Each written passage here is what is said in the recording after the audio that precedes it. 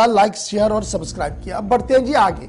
बात जरा दिल्ली की हो रही है तो दिल्ली से ही शुरुआत करते हैं, क्योंकि दिल्ली के अंदर आज सबकी नजरें सुप्रीम कोर्ट पर थी। सुप्रीम कोर्ट के अंदर परिसीमन यानी डिलिमिटेशन हदबंदी का मामला था, और हदबंदी के मामले को लेकर जो दो दरख्वास्तें सुप्रीम कोर्ट के अंदर जेर समाअत थी, आज ऑनरेबल सुप्रीम कोर्ट ने सुप्रीम फैसला सुनाते हुए दरख्वास्तों को मुस्तरद कर दिया। और दरख्वास्तों को मुस्तरद करने के साथ ही जो PIL उनकी तरफ से जो दरख्वास्त दाखिल की गई थी कि ये जनाब बुनियादी कानून की खिलाफ वर्जी है, और जिस तरीके से माहौल, जिस तरीके से डिलिमिटेशन किया गया है ये सही नहीं है।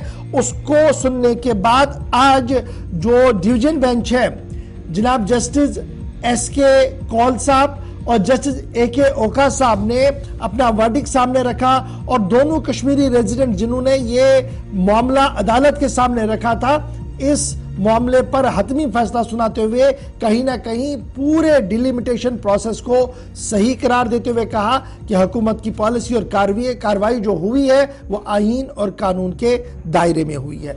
अभी यह मामला सुबह सुबह आ ही रहा था, इसके फौरन बाद सियासी जमातों का रद्द अमल भी देखने को मिला जुला रद्द अमल। बीजेपी ने जहां इसका खैर मकदम किया, वहीं पर कांग्रेस, पीपल्स डेमोक्रेटिक पार्टी, नेशनल कॉन्फ्रेंस ने निश्तर के तीर भी चलाए और कहा कि उन्हें पहले से ही तवक्कुआत थी, लेकिन जिस तरीके से फैसला दिया गया उस तरीके से असल में कानून की रूह को मजरूह किया गया, क्योंकि बुनियादी मामला 370 और 35A है जो अभी भी अदालत के अंदर जेर समाअत है, लेकिन जुज़वी मामलों पर फैसला देकर अदालत शायद अपनी ही रूह को मजरूह कर रही है, ये कुछ लीडर्स की तरफ से कहा गया। बहरहाल आज जो कुछ हुआ फटाफट से जरा पहले आपको महबूबा मुफ्ती साहिबा को सुनाते हैं। फायर ब्रांड लीडर है, सबसे पहले उनका रिएक्शन आया है। क्या कुछ महबूबा मुफ्ती ने इस पूरे मामले पर कहा, फटाफट से इसको सुन लेते हैं, और उसके बाद बीजेपी का पलटवार तरुण चुग साहब क्या कुछ दिल्ली के अंदर कह रहे थे, दोनों बातें आपको बैक टू बैक सुनाते हैं। देखिए, जहां तक PDP का सवाल है, हमने डिलिमिटेशन कमीशन को पहले ही सिरे से खारिज किया हुआ था, और आज जब सुप्रीम कोर्ट का फैसला आया, हालांकि जो रीऑर्गेनाइजेशन एक्ट है जम्मू कश्मीर का 370, वो सारा अभी सुप्रीम कोर्ट में जो है लगा हुआ है, उस पर कोई फैसला नहीं हुआ। तो जब उस पर फैसला नहीं हुआ तो डिलिमिटेशन जायज़ कहाँ से हो गई? तो ये तो हमारी नज़रों में जायज़ नहीं है, पर अनफॉर्चुनेटली लोगों की जो आखिरी उम्मीद है वो कोर्ट्स होते हैं। तो कोर्ट्स में कभी कभी ऐसे फैसले आते हैं जिससे इंसान मायूस होता है, नाउम्मीद होता है। और पहले एक ज़माना था इंदिरा जी के वक्त में, जब इमरजेंसी लगी थी, तो उस वक़्त के इलाहाबाद कोर्ट ने उस वक़्त की sitting prime minister Indira ji के खिलाफ दिया था फैसला, उनको अनसीट किया था। और आज ये हालत ये है कि खुद चीफ जस्टिस चंद्रचूड़ के मुताबिक कि जो हमारे लोअर कोर्ट्स हैं वो जमानत देने से भी घबराते हैं, तो फैसला वो क्या करेंगे? इसलिए बहुत अफसोस की बात है। और जो डिलिमिटेशन है, ये इलेक्शन से पहले एक रिगिंग की गई है, जो बीजेपी के हक में जो मेजॉरिटी सीट्स थी उनको माइनॉरिटी में कन्वर्ट किया गया, माइनॉरिटीज को मेजॉरिटी में, अनंतनाग की सीट को राजौरी के साथ मिला गया, और ऐसी तहस नहस सब कुछ किया गया जिसका कोई जवाब नहीं बनता। और आज जो कोर्ट का फैसला आ गया, इस पे जो मुहर लगाई, मैं समझती हूँ काफी मायूस कुन है। मैडम, सुप्रीम कोर्ट का फैसला स्वागत योग्य है। पूरा विश्व जानता है एवं मानता है कि भारतीय चुनाव आयोग एक निष्पक्ष स्वायत्त संस्था है, और उसने निष्पक्षता से परिसमन की पूर्ण प्रक्रिया की है। परिसमन वैज्ञानिक तरीके से हुआ है, और परिसमन की प्रक्रिया में बिना भेदभाव, बिना टापू सिस्टम किए एक साइंटिफिक तरीके से परिसमन हुआ है। अब अदालत ने भी परिसमन की फैसले को सही ठहराया है, जो कि स्वागत योग्य है। मुफ्ती एवं अब्दुल्ला और जम्मू कश्मीर पर राजनीति करने वाले लोग हमेशा ही भारतीय इंस्टीट्यूशंस और कॉन्स्टिट्यूशन का अपमान करते रहे हैं। अब उनकी 70 साल की दबाने, लुटाने, कुटवाने एवं छिपवाने वाली षड्यंत्र की राजनीतिक चालें अब नहीं चलेंगी, ये उन्हें अब समझ आया है, क्योंकि साइंटिफिक तरीके से परिसमन हुआ है। साइंटिफिक तरीके से जी सब कुछ हुआ है। ये दिल्ली से भारतीय जनता पार्टी जम्मू कश्मीर के इंचार्ज तरुण चुग साहब बोल रहे थे, लेकिन बीजेपी का पहला रिएक्शन भी लेते हैं। सीधे श्रीनगर जम्मू चलेंगे, जहां से डॉक्टर ताहिर चौधरी साहब हमारे साथ फोन लाइन पर है और मेरे साथ एडवोकेट मुजफ्फर खान साहब भी है। थोड़ी देर में उनके पास भी चले। पहले ताहिर साहब जरा आपके पास चलते हैं। जिस तरीके का आज सुप्रीम कोर्ट से मामला सामने आया है, एज पर एक्सपेक्टेशन या कुछ और भी आप उम्मीद कर रहे थे वहां से? नहीं, गौर साहब, जो कोर्ट का जो फैसला आया है बिल्कुल सही आया है और सही टाइम पे आया है, क्योंकि जो डिलिमिटेशन का प्रोसेस था ये ऐसे नहीं किया गया। प्रॉपर ढंग से पूरे जम्मू कश्मीर को काफी लंबे टाइम से स्टडी किया गया, पूरे एरिया को देखा गया, कौन सा एरिया किससे मिलता है, कहाँ पे कितनी वोटिंग होती है, कहाँ पे कितनी पॉपुलेशन है। छोटे छोटे इश्यूज को मद्देनजर रखते हुए बड़ा लंबे टाइम उस टीम ने काम किया और उसके बाद जब डिलिमिटेशन की जो मेन टीम थी उसने इसका डिसीजन लिया, तो यहाँ के अपोजिशन के लोग, रीजनल पार्टीज के लोग, चाहे उसमें पीडीपी के लोग हों, एनसी के हों, कांग्रेस के हों, इन्होंने बहुत सारी उंगलियां उठाई, क्योंकि इनकी प्रॉब्लम है प्रधानमंत्री साहब पे उंगली उठानी, होम मिनिस्टर साहब पे उंगली उठानी, देश के ऊपर उंगली उठानी और ऑनेबल कोर्ट्स के ऊपर भी ये लोग टिप्पणी करते हैं। बड़ी बदकिस्मती रहती है, बड़ा दुख होता है, लेकिन सही फैसला है, इसकी सबको मुझे लगता है वेलकम करना चाहिए। और आने वाले टाइम पे जब इलेक्शन कमीशन ऑफ इंडिया इस चीज का डिसीजन लेगा जम्मू कश्मीर में इलेक्शन करवाने का, तो बड़ा एक अच्छा टाइम होगा और जो रिजल्ट्स आएंगे बड़े अच्छे आएंगे, लोगों की चुनी हुई सरकार आएगी और एक अच्छा जम्मू कश्मीर जो प्रधानमंत्री साहब का एक सपना है वो मुझे लगता है कि आने वाले टाइम पे पूरे होता नजर आ रहा है। डॉक्टर चौधरी साहब, जिस तरीके से पॉलिटिकल पार्टियां कह रही हैं कि जनाब मैटर सब जुडिस था, पहला बेसिक इशू जो था 35 है उस पर तो कोई मामला हुआ नहीं, दूसरा जजमेंट आया। दरअसल जब जज और सुप्रीम कोर्ट खुद अपनी बातें बताएं तो उसके बाद जिस तरीके का महबूबा मुफ्ती का रिएक्शन है उसे आप कितना सही मान रहे हैं? देखिए, पीडीपी की सदर का इस तरह का रिएक्शन और सब दुख की बात है। इन लोगों ने सरकारें चलाई हैं, ये लोग जम्मू कश्मीर के हेड रहे हैं, सीएम रही हैं वो, इनको इस तरह इनको देश के लॉ के ऊपर भरोसा होना चाहिए, देश की कोर्ट पे भरोसा होना चाहिए। फिर बदकिस्मती की बात है कि इन लोगों की टाइम टू टाइम इनकी जो पॉलिटिक्स है वो चेंज होती है। पाकिस्तान की तरफ इनका प्यार, चाइना की तरफ प्यार, तिरंगे का अपमान, यही लोग हैं वो जो कहते थे तिरंगे को कंधा उठाने वाला या हाथ से उठाने वाला कोई नहीं जम्मू कश्मीर में नजर आएगा। ये उस सोच के लोग हैं और इनकी सोच आहिस्ता आहिस्ता पूरे देश के अवाम के सामने आ रही है। मुझे लगता है कि जम्मू कश्मीर का अवाम खुशकिस्मत है, जो आने वाला टाइम है जम्मू कश्मीर के अवाम के लिए अच्छा टाइम आएगा। बहुत शुक्रिया जी डॉक्टर चौधरी साहब बीजेपी की तरफ से रिस्पॉन्ड करने के लिए। लेकिन जरा समझने की कोशिश करते हैं कि आज अदालत के अंदर क्या हुआ है और बेसिक जो जजमेंट है, जजमेंट के अंदर क्या कुछ बात है। मेरे साथ एडवोकेट मुजफ्फर खान साहब इस वक्त सुप्रीम कोर्ट से ही ज्वाइन कर चुके हैं। बहुत शुक्रिया खान साहब ज्वाइन करने के लिए।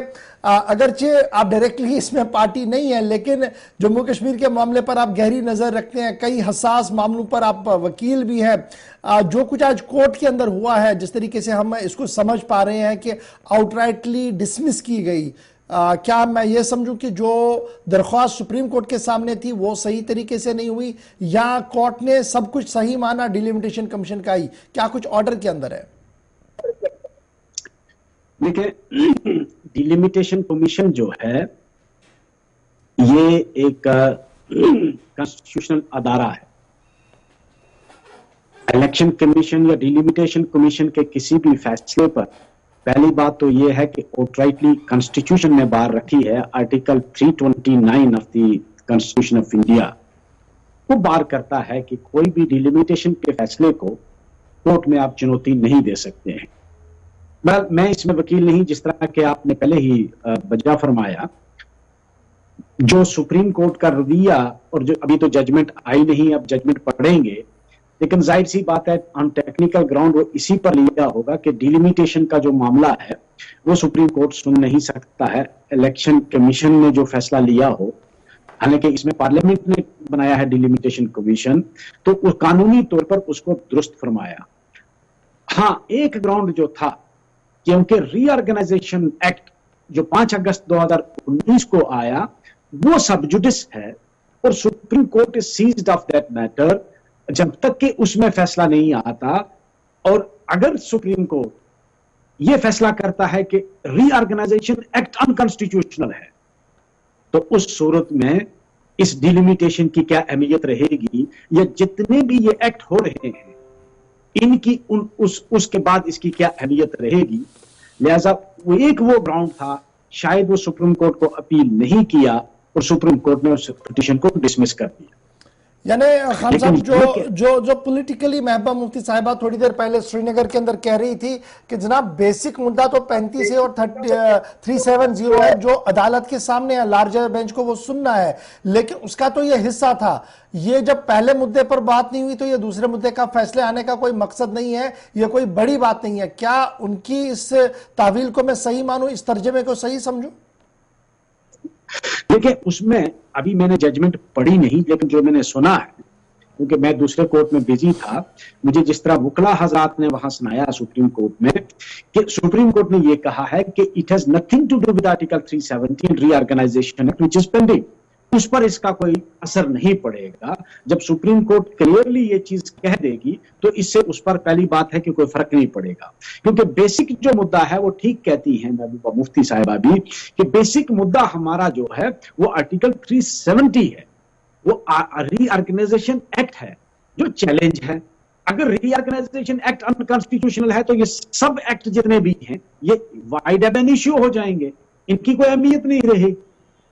वो तो ठीक फरमा रही हैं, मगर ये है कि अब सुनना चाहिए, अब वक्त आया है कि सुप्रीम कोर्ट को रीऑर्गेनाइजेशन एक्ट को भी और आर्टिकल 370 और 35A की जो पिटीशन है उनको सुनना चाहिए। अच्छा जी, खान साहब ये भी समझाइएगा हमें, क्या इससे मैं ये समझूं कि जो अभी बाइंडिंग एक लग रही थी, शायद जम्मू कश्मीर के अंदर चुनाव है, सुप्रीम कोर्ट के अंदर ये पूरा मामला था, इस वजह से कुछ लोगों का ये मानना था, एक्सपर्ट्स का मानना था कि एक डिले हो रहा है, आज एक क्लियरेंस आने के बाद गवर्नमेंट एक कदम आगे बढ़ सकती है?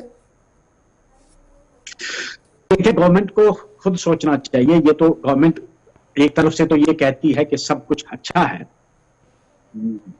बहुत सारी इंप्रूवमेंट हो गई, लॉ एंड ऑर्डर इंप्रूवमेंट हो गई, लोग जो हैं वो बिल्कुल जी तरक्की तमीर तरक्की, और दूसरी तरफ से अब ये कहते हैं कि इलेक्शन नहीं, तो ये तो एक बड़ी ऑक्सीमोरस सिचुएशन है। तो जो जिन पर ये बिलीव करते हैं, जो एक दूसरे के साथ मेल नहीं खाती है। एक तरफ तो ये कहते हैं कि जनाब सब कुछ चंगा है, और अगर सब कुछ चंगा है तो फिर लोगों को आपने क्यों डिप्राइव किया हुआ है डेमोक्रेटिकली इलेक्टेड गवर्नमेंट से? अब ब्यूरोक्रेट के थ्रू जुल्म सितम कर रहे हैं, लोगों को रोने का हक भी नहीं दे रहे हैं। आप देख रहे हैं जो अभी ये ड्राइव चल रहा है उस पर किस तरह की आज जो लोगों, मैंने सुना एक वायरल हुआ, मैं कोर्ट में ही बैठा था, वहां बाहर निकल कर मैंने देखा कि किस तरह एक आदमी रो और चिल्ला रहा है कि आप दुकान पर नोटिस देना शुरू कर दिए। अगर सब कुछ ठीक है तो फिर आप इलेक्शन क्यों नहीं करवाते? हालांकि ये कानूनी रिक्वायरमेंट है, जजमेंट है सुप्रीम कोर्ट की कि election commission immediately after dissolution of the assembly will imply all the resources of the state government to conduct election as early as possible। लेकिन जम्मू कश्मीर के लिए कोई परवाह नहीं है सरकार को, कि ये सरकार ने देखना है। और ये डिलिमिटेशन भी जो है ये बेसिकली एक पॉलिटिकल डिसीजन होता है। आपने अनंतनाग को उठाया और पुंछ राजौरी के साथ मिलाया, जो कि बर्फानी पहाड़ों से 8 महीने कटा रहता है। ये कहां का जवाब है? कौन सी डिलिमिटेशन आपने की? ये तो सियासी तौर पर सुप्रीम कोर्ट को थोड़ा पता है कि अनंतनाग कहां है और राजौरी और पुंछ कहां है। ये तो वहां की जो सियासी पार्टियां हैं और जो गवर्नमेंट है, उनके पास ये रिसोर्सेज हैं। खान साहब जरा ये भी बताइएगा, अब चूंकि मामला कोर्ट से बाहर आ गया है, कोर्ट ने अपना फैसला सुना दिया, तो क्या मैं ये समझूं कि 2026 में जब दोबारा पूरे मुल्क के अंदर डिलिमिटेशन होगी उस वक्त जम्मू कश्मीर के अंदर भी होगी? और ये जो बातें पॉलिटिकल पार्टियां बता रही है कि जनाब अहमद की टोपी महमूद के सर डालने की कोशिश की गई लेकिन सर के बदले वो पांव था, इसको तभी अब ठीक होगा 2026 के बाद? देखें, अब ये तो वक्त बताएगा। अगर तो यही एस्टेब्लिशमेंट रहती है तो जाहिर सी बात है हमें उनसे कोई उम्मीद तो है नहीं। अगर पावर कॉरिडोर्स में चेंजेस आती हैं, people at the helm of affair change आती है, और तब्दीली एक वाहिद ऐसी चीज है कि जो सच्चाई है कि तब्दीली आएगी और आनी है एक ना एक दिन। लोग उकता चुके हैं, जम्मू कश्मीर में भी तो आनी है, पूरे मुल्क में आनी है, तब्दीली तो आनी है, लोगों की सोच अब बदलना शुरू हुई है। लेकिन अगर यही एस्टैब्लिशमेंट रहती है तो हमें तो इनसे उम्मीद नहीं है। लेकिन अगर एस्टैब्लिशमेंट चेंज होती है तो जाहिर सी बात है ये जितनी गलतियां हुई है इनकी दुरुस्तियां करनी पड़ेंगी।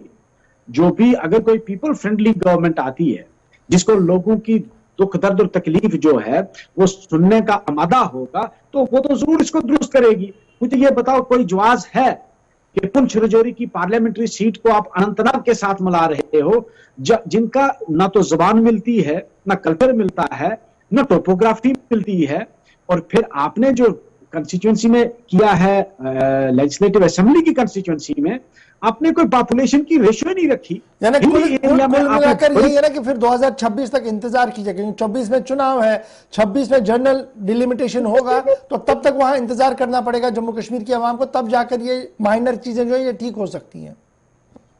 जाहिर सी बात है, तब तक तो अब इंतजार ही करना पड़ेगा, इसमें तो कोई दो राय नहीं है। बहुत बहुत शुक्रिया जी मुजफ्फर खान साहब हमारे साथ ज्वाइन करने के लिए, टेक्निकली बताने के लिए कि क्या कुछ अभी जनाब चल रहा है।